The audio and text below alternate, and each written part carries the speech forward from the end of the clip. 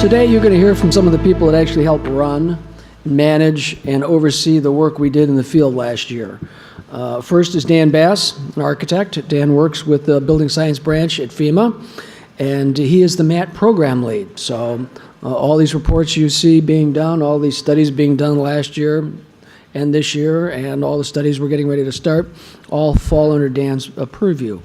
Dan is going to close us out at the end of the talk and tie all this together. Before that, though, you're going to hear from Manny Perriton. And Manny is an engineer who works for our PTS consulting firms, and he was the lead and managed the activities for both the work we did in Houston and the work we did in South Florida last year. And following Manny, we're going to hear from Stuart Adams, also an engineer, also with our PTS support group, and he led efforts both in the U.S. Virgin Islands and Puerto Rico. A little giveaway, the U.S. Virgin Islands MAT report was released a few weeks ago, and the Puerto Rico MAT report, which I was supposed to bring up and wave at you, was released 20 minutes ago. Yay. So 2 down and 2 to go. This work all falls under our mitigation assessment team. And one of the things we, I think, all can agree is that part of moving forward is learning lessons from the past, right? And last year, we had plenty to learn from. This MAT program has been around a while. Prior to Dan managing it, John and Gargiola, I'm not sure where you are, you can raise your hand, ran this program for many years. And so it's been a very successful effort for us. And going back to the 80s, we've been studying the impacts from disasters on the built environment, largely buildings, but not exclusively buildings. And we have learned a lot. We have been sponsoring studies in this area that have looked at many different events. We've looked at floods, a lot of flooding early on, and again in the 90s and early 2000s. We've looked at a number of hurricanes, tornadoes. We've studied wildfires in a few unique occasions. We have looked at terrorism attacks, both the Murrow Building and the World Trade Center. And most recently, we've started looking at earthquakes, something we had not historically done, but had begun looking at. It's not an exact number, but I think we have probably developed over 35 of these reports over the last several decades and counting. So our teams are made up of wide, diverse groups. They're led by FEMA staff and contract support folks, but they include national level subject matter experts. It's key for us to get all the right people to the table for these studies, and we always say everybody writes, everybody contributes, nobody's a passenger. So we look for the top people who are going to help us move the information and move the science forward. So what does the MAT program do? You see here, we're certainly out there learning lessons and observing and trying to figure out what worked and what didn't. We can learn as much from what worked as from what didn't. We look at work that was done previously. How did previous mitigation programs and how did previous mitigation efforts fare? We want to provide design and construction and strategic recommendations, right? We want to draw on the resources of federal, state, and local and private sectors. And ultimately, we want to support building science and building code development and advancement. So broadly, the mitigation assessment team is trying to advance the science. And we have a slide we sometimes show that shows a picture of the U.S. with a circle around it. And it shows that mitigation, in large part, is a cycle. You know, it starts with learning lessons. It starts from new knowledge in the field or from research. That knowledge is translated into best practices. We call that guidance or training or tools and products. Ultimately, we want to see that information make its way forward into national consensus standards, the model building codes, and common practice. And ultimately then, if that is all successful, we want to drive that forward through awareness and education and training. Because ultimately then that leads us back to close the circle where we have a more resilient nation. Buildings are built better, communities are stronger. And that's a continuous cycle that this MAT team and this MAT effort plays a part in. It's near the beginning of the cycle. It's driving new information. It's feeding new knowledge into the pipeline. And ultimately, when successful, and we believe we have a number of examples of that, it ultimately results and changes the way we build, design, and live. That's the ultimate goal, and that's what we try to do with this. So certainly last year there was no shortage of things to learn from and no shortage of things to work on.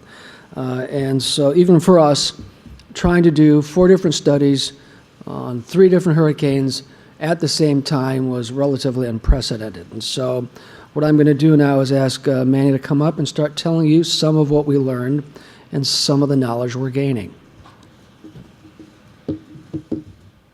Thanks, Ed. All right. Good morning, everybody. Thanks, Ed. And as Ed mentioned, I've led the teams, or managed the teams, if you would, that were both in Texas following Harvey, and then down in Florida, here in Florida following Hurricane Irma. And first, I just partially want to start off with recognizing Flash. They've helped us with these reports, in particular for Harvey and Irma. I've had the benefit of comments that review comments that we've received from Flash, so appreciate that. And there's a lot of you in this audience that have had some involvement with this, either reviewing out in the field with us, giving us information about sites that we should look at. I think we've done a fairly decent job at trying to prove how much we collaborate across the industries, if you would. And again, we appreciate all the support. And the same way we have lessons learned from how these buildings perform, if you would. There's lessons learned that we can take from our process. So we're always eager to hear feedback, and if there's anything we can improve on, please reach out to Dan and any of us on this panel. And again, thanks for the feedback to date so far. So coming into Harvey and Texas, what we saw here, in essence, first off, where it made landfall down near Rockport and Port Aransas, this kind of storm catches our attention. Wind speeds were about 130 miles an hour, and that's about what we designed to for risk category 2 or residential buildings, if you would. So this kind of near design event, and when we see these kind of situations align, if you would, where we have wind speeds that line up with what our codes and standards require, it kind of creates a laboratory, if you would, a real-world laboratory, if you would, that we can look at how the buildings performed. On top of that, once the storm made landfall, it stayed over Texas, as most of you know, for quite a bit of time, and you can see the rainfall amounts that we had. So this kind of gave us the opportunity to look at down in the southern parts of Texas, or where it made landfall for the first time, how buildings performed with respect to wind, and then there was a little bit of flood damage down there, or surge, if you would, and then obviously up, I think most of you are aware of the amount of flooding that we saw up in Houston from the extensive rainfall. So from a wind standpoint, focus on, for the Harvey mat, just for the sake of time, I'll focus on the commercial buildings. On residential, I'll talk about a little bit more in Irma in Florida. But really, one of the primary issues we saw, and this is in particular even in newer construction, was just something as simple as that rooftop equipment and making sure it's properly secured. And you can see here a school, I think this was a late 2010 timeframe construction. And we lost that rooftop equipment on there. It's about 8 pieces of equipment about the size of what you see in that picture there. That came off of this roof, and it caused extensive damage throughout it. So what we've tried to encourage is, obviously we want to make sure we get that right when we repair it. In the past, a lot of times what we would do, or what we would see done, is we would see the people come in and repair this roof, if you would, exactly the same way it was. And hopefully, I think what we've seen now is with efforts of folks at Flash and other entities here, we're starting to learn, and we put that piece of equipment back on better. What we've also tried to illustrate to folks, and believe it or not, is you can see some rooftop equipment there that didn't blow off. So traditionally, what we've seen now is they'll put the one that came off on a lot tighter, but the other 8 that didn't come off will be left the exact same way they were. So we tried to encourage folks, hey, take a look at this from a different lens and make sure you're also addressing the pieces that didn't come off, so that we aren't seeing the same damage again in the future. From a flood standpoint, on the up again, this is up in the Houston area. We saw an extensive amount of flood damage. I think a lot of you are aware of the flooding that occurred in Houston. But one thing that we were able to take advantage of, if you would, is there's a few neighborhoods, if you would, where they have homes that have been elevated or new constructions that were built. And this is kind of that side-by-side scenario. And here you can see a slab-on-grade house versus a house that's elevated on a crawl space. and a significant difference in performance here with respect to damages. We were able to look at about 1,000, a subdivision or a few neighborhoods that have had about 1,000 closed NFIP flood insurance policies. And we found the structures that were built prior to the floodplain management requirements or prior to the firm had an average claim of about $180,000. All right, those built after the program came into play was about $90,000. Now, $90,000 isn't nothing to write home about, all right? But in essence, just simply following the requirements cut those claims down by half. We then further tried to focus on the post-firm construction and found that those structures that were built that exceeded the NFIP requirements or were at least built to the best available flood hazard data, meaning the latest firm, we studied those, and we had about $80,000 claims for those that were built basically when the firms first came out, and then down to about $20,000 for those that were built with freeboard. And that was on average claim, which meant in some cases we had homes that had no claim whatsoever. So ultimately speaking here, the top part of this bullet here, elevation matters, and we saw that, and we had a lot of case studies to illustrate that. The last piece that we focused on, or I can kind of highlight here for sake of time, is we focused a lot on floodproofing. There's a lot of opportunities in the Houston area. After Allison, there was a lot of buildings that were dry floodproofed, and we were able to take and document their performance. We saw a lot of them that unfortunately failed. For a variety of reasons, we documented those, and there's, as you see here, there's one of our recovery advisories in Texas was focused on this topic. We've also communicated that to a lot of the folks across FEMA. We anticipate there'll be a lot of public assistance projects that will be incorporating dry flood proofing, and again, we wanted to make sure everybody knew the lessons learned that we took from the sites that were dry flood proof. We've also collaborated some with ASFPM and others in the industry who are working on this, if you would. And just two illustrations of this is one example of a passive measure that was incorporated at a commercial building. This is up in the northwest portion of Houston, the energy corridor, if you would. And the passive measure worked great. It kept the water out. Unfortunately, there wasn't a thorough vulnerability assessment done of this site, or a survey, if you would. And you can see here, I guess on the left-hand side picture, that's a parking garage on the left-hand side of this site. Well, the water actually came in through the parking garage and came in behind that barrier. Okay, so unfortunately, while the water didn't come in from this side of campus, it came in from another direction of campus, and we had an extensive amount of damage. For those of you who are coffee drinkers, we have a Starbucks that was recently constructed in 2016 here in the floodplain. This site was dry flood proofed. In essence, when they planned for this site, they brought in as much fill as they could, if you would, and then they still needed to go even higher. But they were trying to keep the drive-through concept in play here. So they dry flood proofed this building to about 18 inches above the the requirement per the code. And in essence, that additional freeboard made the difference here. This building, I think, was submerged for 2 to 3 days, and I think they had about 2 inches of seepage that accumulated over those 3 days. So. Again, not everything that we see is failure, and we try, and when we see something that succeeds, we document it as well. So I've covered most of these points already. These are just some high-level lessons learned from the Harvey mat on the commercial side. Again, that roof-mounted equipment was definitely a theme. And we did see widespread damage. I think a lot of you saw that from Harvey across the area, not just within the floodplain. We saw it outside the regulatory floodplain as well.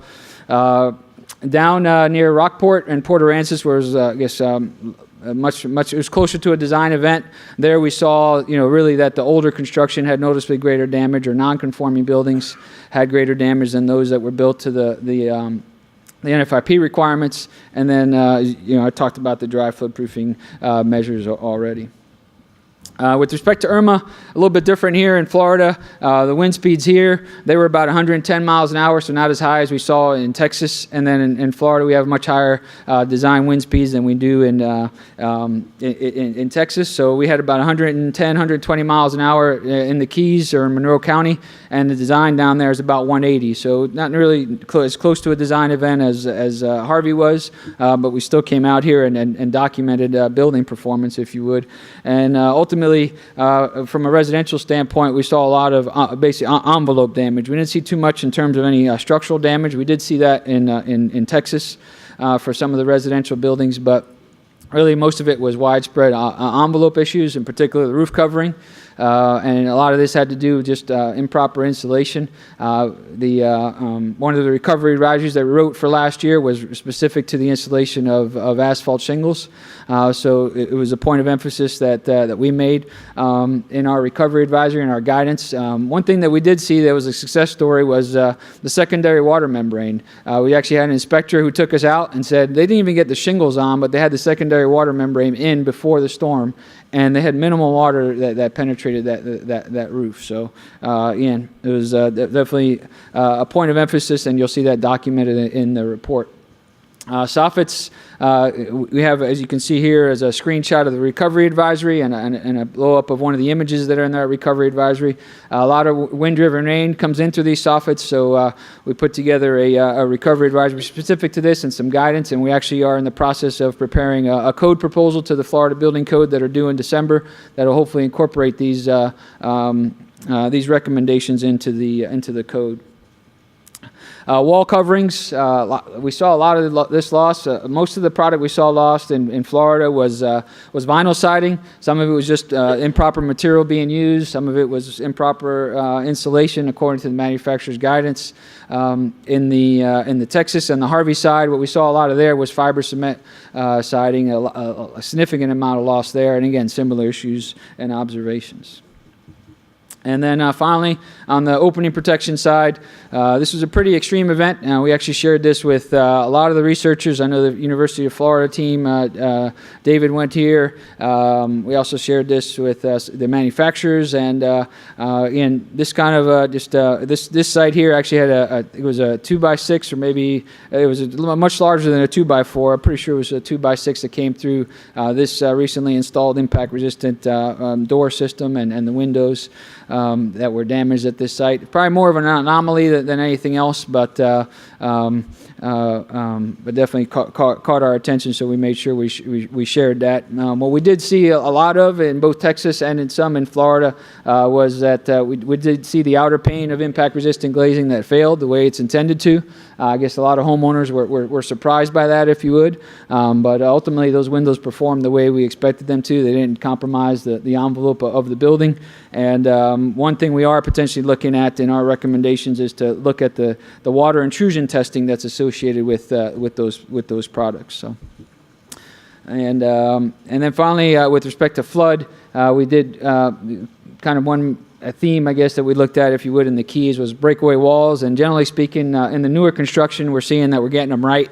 We still see some of the older ones that have utilities running through them that continue to be an issue. But generally speaking, no major structural issues with respect to breakaway walls and coastal construction in the Keys.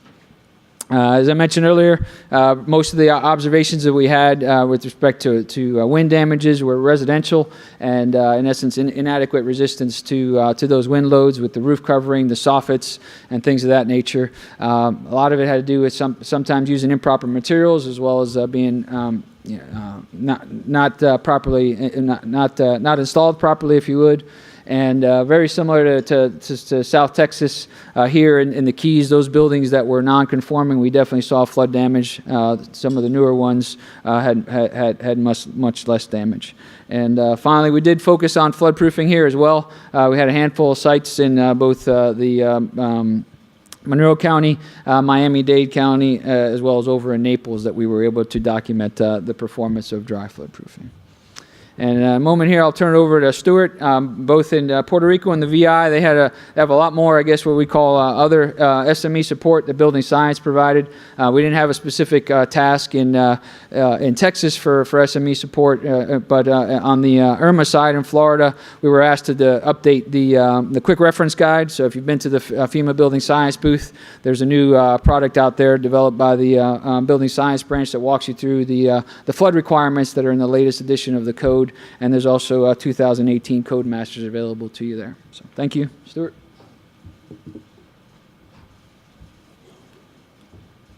Thanks, Manny. I appreciate the introduction, and I do want to echo, thanking everybody here that participated on the different MAT efforts. We have a lot of folks to thank. Flash in particular, we had Mike Rimoldi deployed to the U.S. Virgin Islands for a few weeks every month for a few months. We also had Mike accompanying us with the Puerto Rico MAT effort. Forest Masters here from University of Florida helped with some wind tunnel modeling to understand the topographic wind speed up effects on the island of Puerto Rico. So those are two items I wanted to note there as I go into these slides. But I'll start here with Hurricane Irma and Maria in the U.S. Virgin Islands. It was two major hurricanes that passed, one just north and one just south of the islands of U.S. Virgin Islands within about a 2-week period. And when we visited the islands in October and November, we were looking for observations on building performance and really looking at how past mitigation actions influence the performance of these structures. We also considered impacts of new technology. There is a prevalence of renewable energy resources on the island, prevalence of PV systems, and then as I highlighted, topographic effects on building performance was something that was key at this disaster. So some general observations. So U.S. Virgin Islands, it's part of the United States. It's one of us, and they do have some unique challenges with their location and their island-specific construction. We saw a lot of individuals that were very readily interested in being more proactive and mitigating their future losses. However, there was some ambiguity in their building code, and there was also some just issues with understanding what it meant to adopt the latest building code. So we went on the island in October. We looked at, you see the top house on the top right here, where you can see that the roof covering system was very poorly, and this was prevalent throughout the island. We also see on the bottom right there, we see a manufactured home. In the U.S. Virgin Islands, they use the resources they have and really rely heavily on that. These manufactured homes were sited there years ago, and when we visited the island, we saw the homeowners repairing these structures and trying to make them usable in the future, where we know that like this is significantly damaged and there are better options to consider.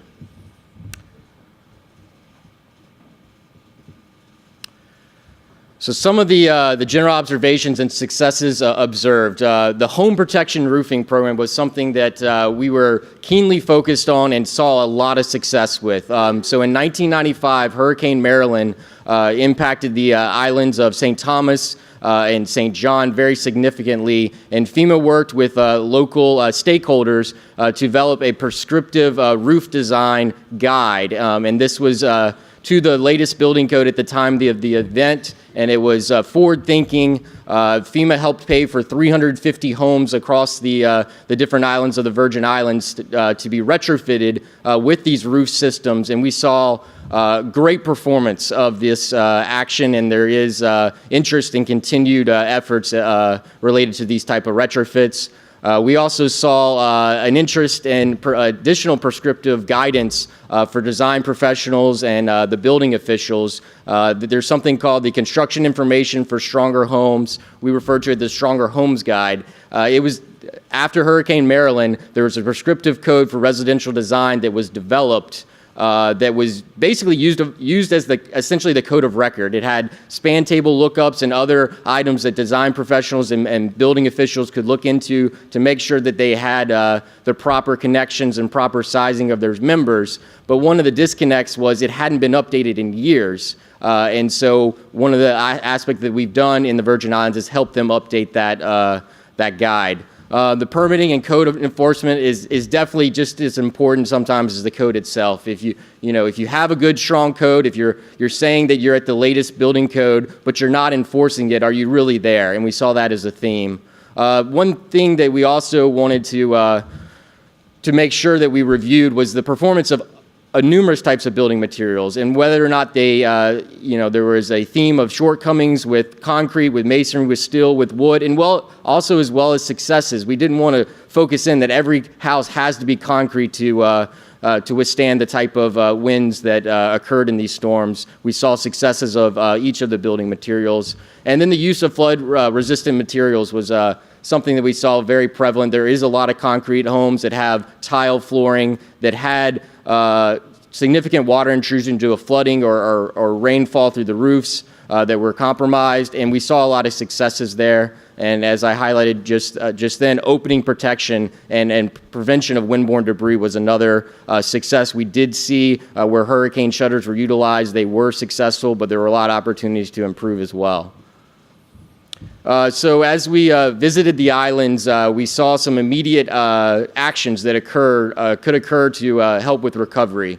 I think Manny did a great job of highlighting that rooftop attachment and rooftop equipment was one of the low-hanging fruit. If you added a mechanical attachment, a screw to the HVAC system as it was anchored to the roof, it could have prevented a multitude of different damages on the islands. We also see that the design, installation, and retrofit of doors, windows, and shutters. Sometimes in these islands areas, they have something called a jalousie window, like a louvered window. You need to make sure that they're designed properly because wind can enter that. Water intrusion can occur. There are some advantages in that type of climate to having such a system, but it needs to reflect the potential for water intrusion and wind pressures that can accompany that. And also, one of the great recovery advisories here is the rooftop solar panel attachment. So with the latest 2018 I-codes, it references ASC 716, which is the standard that you can derive your wind pressures and your wind loadings from, and that includes guidance for how to attach solar panel systems to your rooftop. And so we wanted to make sure that we created a guide, a recovery advisory that helped highlight that as a resource, showed relevant U.S. Virgin Island homes and construction practices, and to utilize that recovery advisory. So some key recommendations for the U.S. Virgin Island MAT. Adopt the latest building code from the ICC. There has been numerous successes, and you'll see these in the upcoming slides with both islands, U.S. Virgin Islands and Puerto Rico, with adopting the latest building code.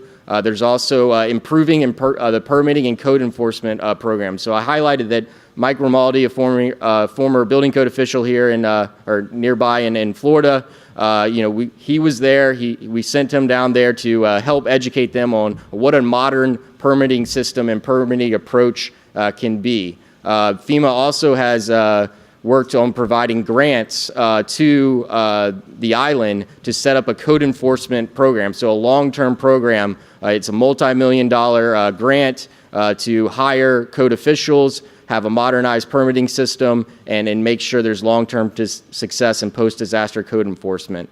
Vulnerability assessments for critical facilities and public buildings. So the hospital in St. Thomas was a perfect example of one that, if they had proper rooftop attachment, if they had applied today's building codes to what their structure entailed, there would have been much less damage to that structure. And there was a recent wing addition to that facility that was a cancer treatment center that was essentially unusable, and there was a lot of opportunities that can be done to retrofit that and actually, when it was constructed, to build back to the code of record. Hazard-resistant design guidance needed for alternative energy systems. So we have relationships with the ASC committees. I mentioned that solar panels. There's design guidelines in the most recent version ASC 716, where we've provided recommendations in the MAT for them to also develop guidelines for ground-mounted PV systems, because that's prevalent. The solar farms in the U.S. Virgin Islands, some of them perform very poorly. So developing the proper standards for that is something that is going to lead to a more resilient future.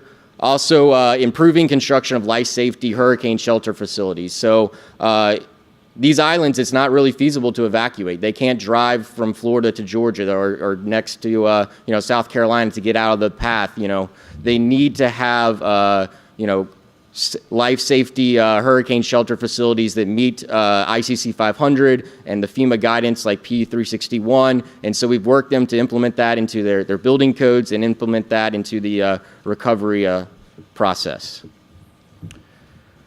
I think one thing to consider, the U.S. Virgin Island MAT, it is published at this time. There's links available that I can send to everybody here. And one thing that I like to consider the MAT, it was a very dynamic MAT. So we're writing this report, we're looking at observations, we're speaking with stakeholders, and it's immediately taking action. So we're seeing that the residents use this prescriptive home guide as their essential code of record, but it was a dated document. And so what we did was we worked them to update them to the 2018 building code to make sure that they're using the latest building science in their efforts. There's also developing of the prescriptive design details. So this right here is an image that depicts some of the descriptive design details that are included in the Stronger Homes, where you can utilize this pamphlet, this design guide, to construct some one room, 2 room structures for reconstruction that meet the latest building codes. And then there's also providing building science training activities. We've done a lot of courses.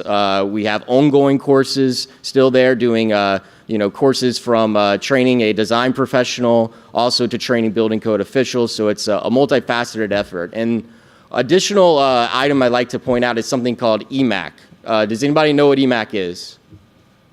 I think the best way to consider EMAC that people usually relate to is that after a hurricane, you see those utility companies bring in some resources from different states, and it conveys the protections, the certifications. It creates an opportunity for reimbursement when you help out your fellow, a company, state or commonwealth. And so in U.S. Virgin Islands, with this disaster, there was a success with implementing EMAC.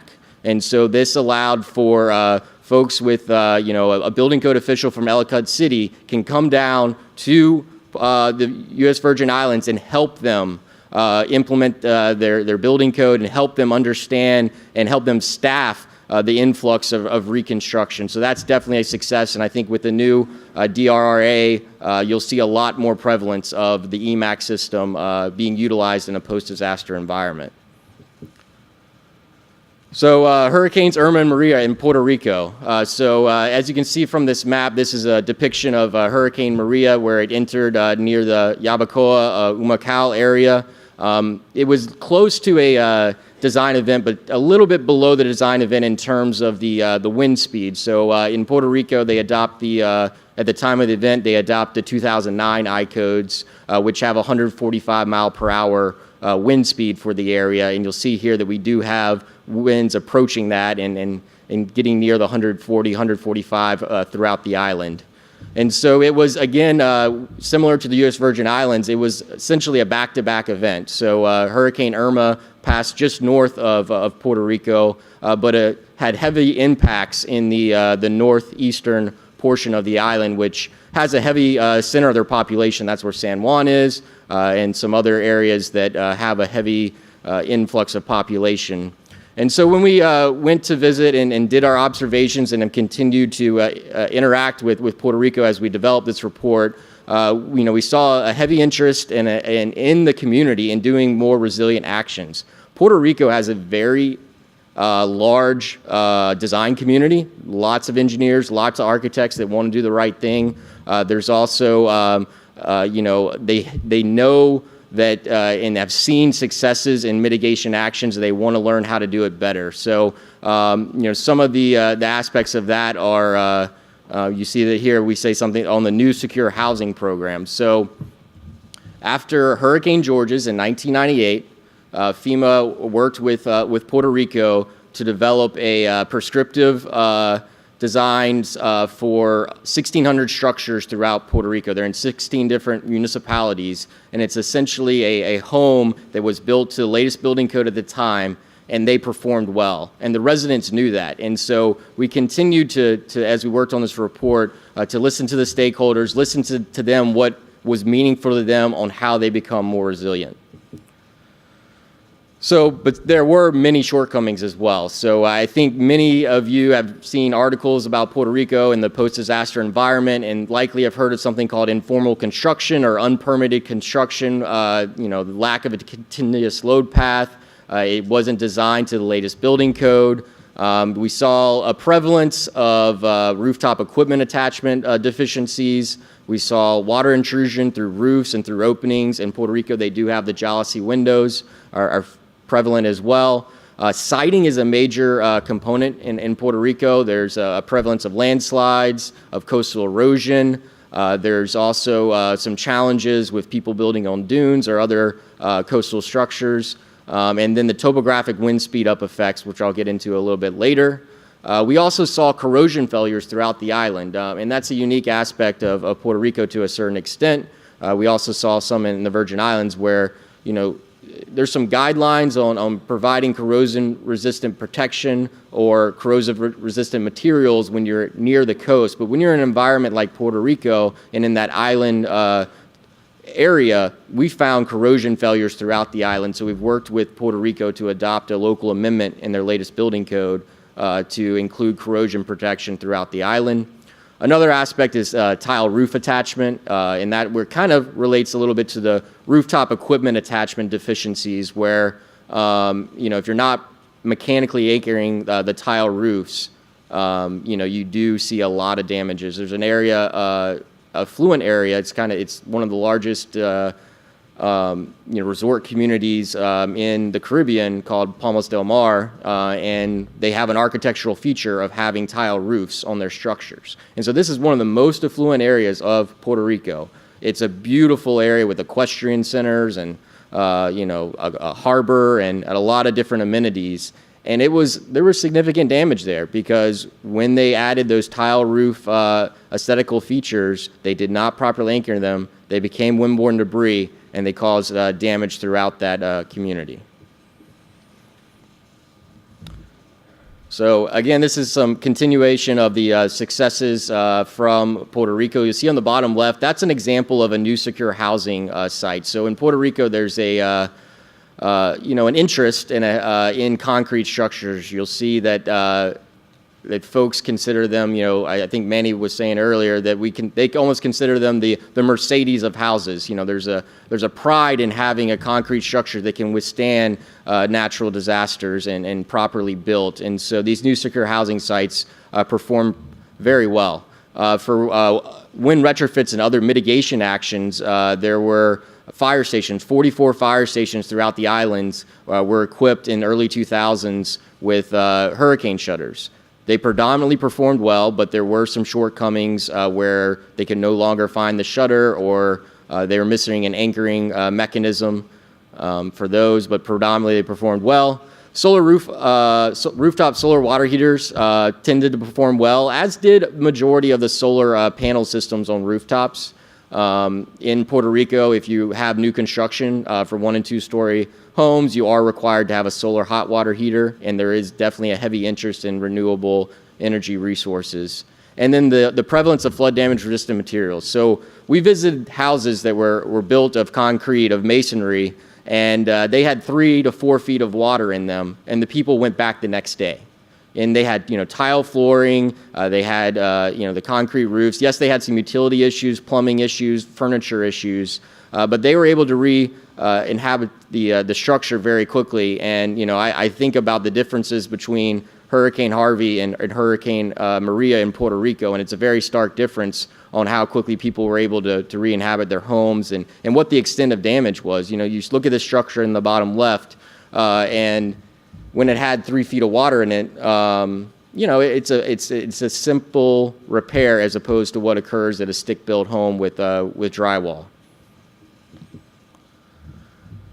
So you'll see a common theme here, and that's one thing with the recovery advisories. It's creating, it's understanding what are the pinch points, what are the issues with, you know, why did a lot of the structures perform poorly, and so we developed a multitude of different recovery advisories to address this. One thing that I'd like to also point out is that, you know, this is for specifically Puerto Rico, but we consider the rooftop solar equipment recovery advisory from the U.S. Virgin Islands very applicable to this disaster as well. And we've actually already sent a lot of these recovery advisories over to the Northern Mariana Islands for Typhoon U2 because there is a similarity in construction practices and hazards that they you know, have to withstand. And so there's a lot of applicability for these recovery advisories. Key recommendations: adopt the latest building code. So Puerto Rico on November 15th will adopt the 2018 code, and it includes multiple strengthening local amendments. I'm actually not aware of any amendments that they did that weaken the code. There's provisions on corrosion. There's provisions on safe sheltering. There's provisions on you know, make sure that they update it at a regular 3-year cycle. They've been the Puerto Rican OPE and the planning board and their code officials have been excellent at looking forward to a more resilient Puerto Rico.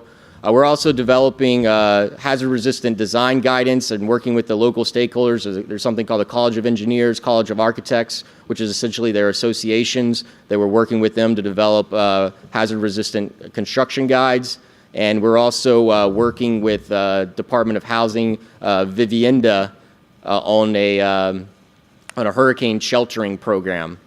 So this slide kind of summarizes some of those different aspects. You know, we tried to mold the products that were provided to Puerto Rico in a way that they could relate and understand what it meant specifically for them. You'll see one aspect of that is the cost and constructability analysis. And they wanted to understand, you know, our current code is based on 2009 I-codes. We're looking at proposing the 2018 I-codes. What does that mean in terms of cost and constructability, particularly for residential structures when there's a lot of economic challenges throughout the island? And so we found some negligible cost predominantly in that analysis.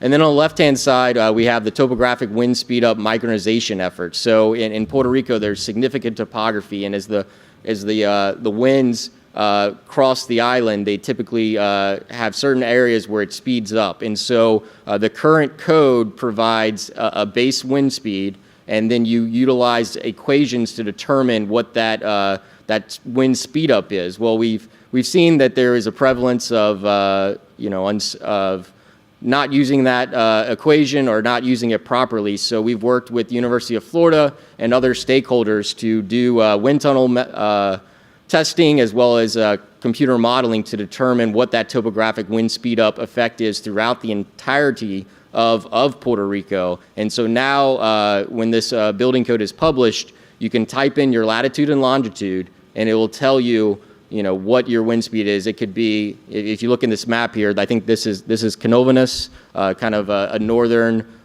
central, little eastern part of the island. You'll see that there are certain areas that have, you know, mountain ridges, and those areas have significant topographic effects. And so when you're in those areas, the base speed for for this municipality might be closer to 160. But you could have areas where you're on the peak of a mountaintop and it could be 272 or something, or 222.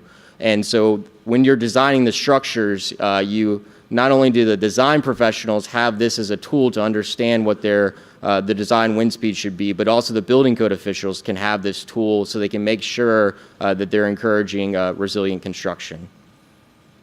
And one other highlight I'll make before I turn it over to Dan Bass to close us out is there is a similar program in Puerto Rico to encourage post-disaster code enforcement. So FEMA has worked with the island to establish a process for updating the code, which will be published on November 15th. There also is a multi-year, 6-year project to stand up some rigorous post-disaster code enforcement. So one of the findings of the MAT and one of the items that the island was very familiar with is their staffing for code enforcement professionals was very low. I mean, possibly 11 inspectors for the entirety of the island, which is almost fairly absurd. And so they have hired 273 post-disaster building code officials that will help ensure that reconstruction is built to the latest building code and done correctly.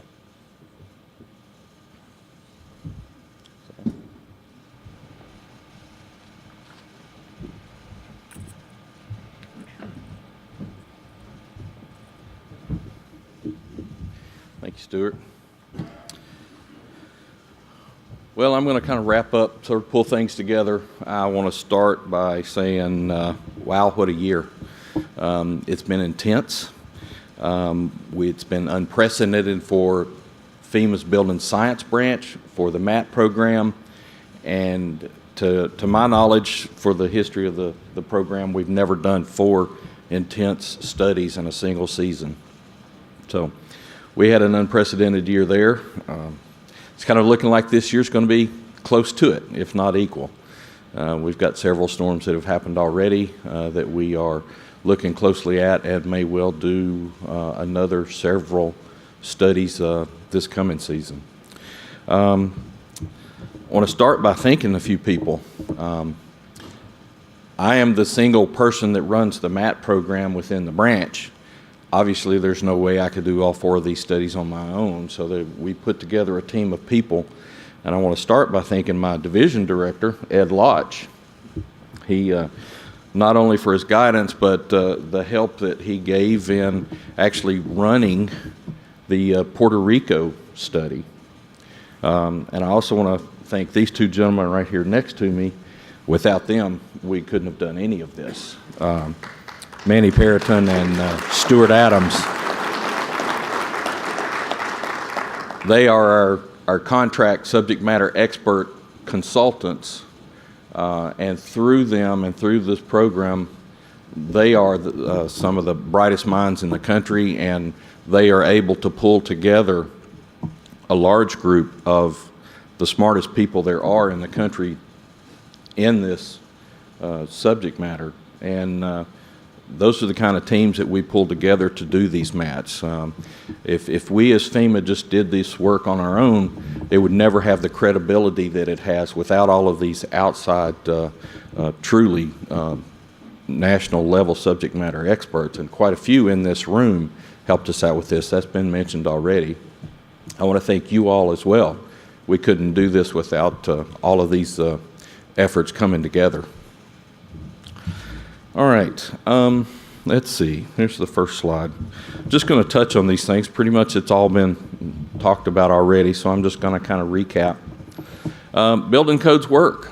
We know that. We've seen that not just in this year, but years past. So, it's always good to go out and see more evidence of how what we all work towards to develop these strong codes. We know that it works. We also well know that mitigation works, okay? Going above and beyond. Now, with that said, codes and standards are not this ultimate high bar that the general community believes it to be.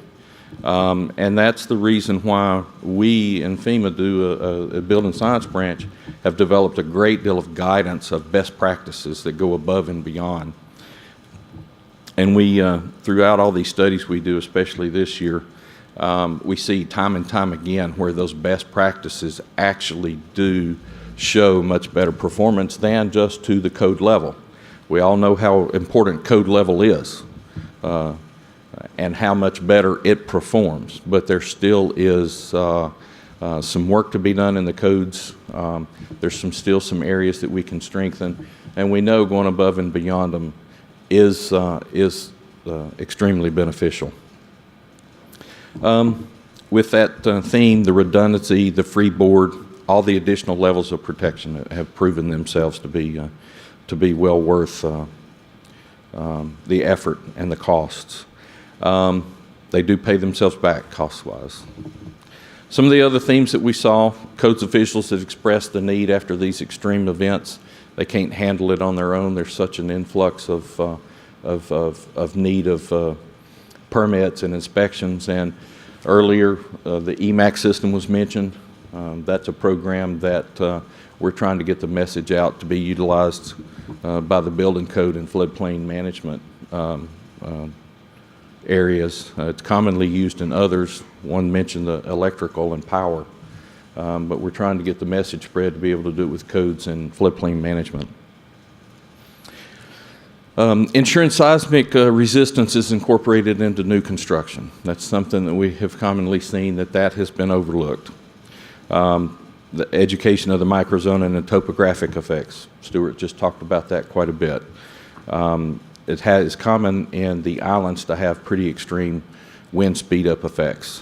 He mentioned just in Puerto Rico, that one area that their base wind speed was 160. The modeling shows that at the peaks it can go up 100 miles greater than that, 100 miles an hour greater. So can be some extreme things there. Another thing we commonly see is the homemade versus tested. Tested products do cost more, and a lot of people think they can achieve the same thing by using self-developed homemade applications, and we just see time and time again that those typically fail. Occasionally they'll work, but more than likely not. Overestimation of the resources available, how to ride a storm out, the strengths of buildings, and overestimations of previously done mitigation efforts. We see time and time again where, and this was mentioned earlier also, the need for a full assessment of a structure against the risks. Facilities, homeowners will do certain things, put up shutters on their windows, but then they don't strengthen the load path. The roof comes off and they've lost everything, and there's a lot of nice shutters laying in a pile of rubble. And it was well mentioned, and we see time and time again, every disaster, the rooftop equipment isn't anchored down. It comes off. They've done all kinds of other mitigation efforts, but as soon as you open big holes in the roof, water just pours in and it takes entire facilities down. Critical facilities especially is a problem. Hospitals, fire, police.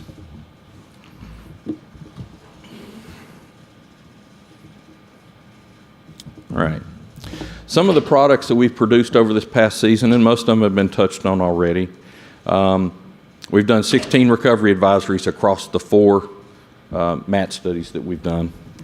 And Stuart talked about how we're sharing them across. We've done quite a number of recovery advisories over all the studies we've done, and a lot of them, even from past events, are very pertinent to current events and even future ones. So that's a great resource for communities to go to.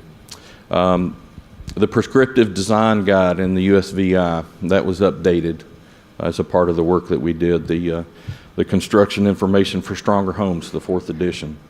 We've done we are in the process of doing 4 full MAT reports. 2 of them were released, Puerto Rico, the U.S. Virgin Islands. Within the next couple of weeks, the Florida and Texas will be released also. So they're really close to being finished. The building code adoption technical assistance we provided for USVI and Puerto Rico. They needed some expert guidance on getting to the adoption point for both. And in both places, that is just about complete. And they both are upgraded to the adopting the 2018 family of codes. In Puerto Rico, we did the cost and constructability analysis to guide them through that adoption so that they could fully understand what they were getting when they adopted it. We talked about the topographic wind speed up microzoning maps for both USVI and Puerto Rico. In Florida, we did the quick reference guide for flooding, gives homeowners a quick snapshot guide of understanding the requirements of being in a special flood hazard area. And then different community outreach materials that are handed out by the agency when they do the outreach to the communities that have been affected. Some of the things that are still ongoing, Puerto Rico's going to have kind of a long tail on it. We're going to have at least another year of work that we'll be doing there as a part of that recovery. And these have been mentioned already, but the prescriptive residential design guide, they've had one in the past, but we're updating the designs. Obviously, they're all to the new codes that they're about to adopt. So when someone comes in and wants to build a house, they have the option of getting this pre-designed package to construct a home that is fully code compliant. Best available refuge area guidance. The Departments of Housing, Education, and Emergency Management in the Commonwealth of Puerto Rico have a program that exists for providing storm sheltering for their population. And we're working on a guidance that gives them some much better technical evaluation tools when they evaluate and select the structures they're going to use for that. And then the wind vulnerability assessment product for their critical facilities. Okay, the research continues. We've had Hurricane Florence, we've had Hurricane Michael, and we've had Typhoon Yutu. It is very likely we will be doing work in all three of those locations. One example we've seen in Florence here, and it reminds me a little bit of Harvey in Texas, just tremendous rainfall. So they had a great deal of flooding in addition to the coastal effects of the storm and near design wind speeds there. And just one example here that we found in the lower right photo, there's two houses there. One's kind of behind the trees. It's a little hard to see, so we included an insert right above it. One home at grade was flooded and took quite a bit of damage. The home right next door to it was elevated on a crawl space and very minimal damage. And we're seeing that time and time again. One slide from Michael, and in the upper corner, this is a wind speed map that was developed through NIST and ARA to create a wind map of the effects of the storm, what the wind field looked like. And in this bottom photo, this one area, let's see, this is in Panama City on Callaway Parkway. The ASC 716 risk category 2 winds here, this storm exceeded it by 20 miles an hour. So this would have calculated out to be a 700-year return interval wind that this area was affected by. And the photo below, you can see the yellow line right there that divides two areas that were developed next to each other at different time frames.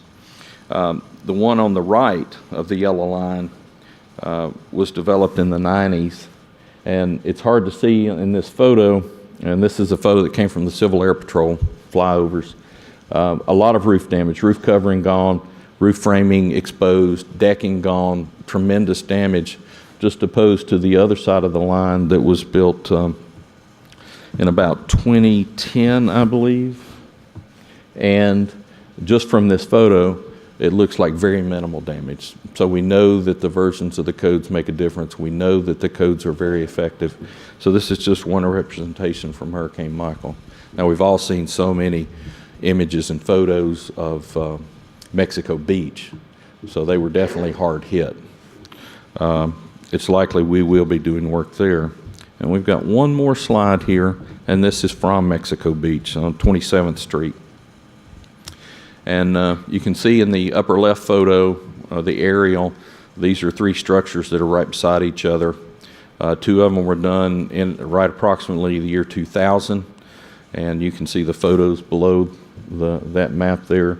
They were significantly damaged. And then the other two photos on the right side are the same structure, just right behind that, built in 2015 and elevated much higher. And not a lot of significant damage on this home. This one can be easily repaired and re-inhabited. And one thing to note on all three of these structures, this is an X zone. So another important point that just looking at a map alone doesn't tell you the whole story of risk. And these are all coastal in Mexico Beach. We all know how hard it was hit. And these structures were in an X zone. All right, and with that, we're finished.